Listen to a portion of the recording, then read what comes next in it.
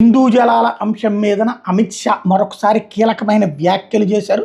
సింధు నదీ జలాల ఒప్పందాన్ని పునరుద్ధరించే ప్రసక్తే లేదని తేల్చి చెప్పారు. ఈ ఒప్పందం నిబంధనలు పాకిస్తాన్ ఉల్లంఘించిందని మండిపడ్డారు. ఇన్నాళ్లు దాయాది అన్యాయంగా నీళ్లు అందుకుంది, ఇక మీద నీటి కొరతతో అల్లాడిపోవాల్సిందేనని తేల్చి చెప్పారు. ఓ నేషనల్ ఛానల్కి ఇచ్చినటువంటి ఇంటర్వ్యూలో ఈ విషయంలో స్పష్టత ఇచ్చారు. అంతర్జాతీయ ఒప్పందాలను ఏకపక్షంగా రద్దు చేయలేం, కానీ సింధు నదీ జలాల ఒప్పందాన్ని నిలిపేసే హక్కు భారత్కు ఉంది, అదే చేశాం. ఈ ఒప్పందం పీఠికలో రెండు దేశాలు శాంతి పురోగతి సాధించాలనే విషయాన్ని పొందుపరిచారు. కానీ ఒకసారి దీన్ని ఉల్లంఘిస్తే రక్షించడానికి ఇంకేమీ ఉండదంటూ కేంద్ర మంత్రి గుర్తు చేశారు. భారత్కి హక్కుగా లభించిన నీటిని సమర్థంగా వినియోగిస్తాం, కెనాల్ నిర్మించి పాకిస్తాన్కి వెళ్లే నీటిని రాజస్థాన్కి మళ్లిస్తాం.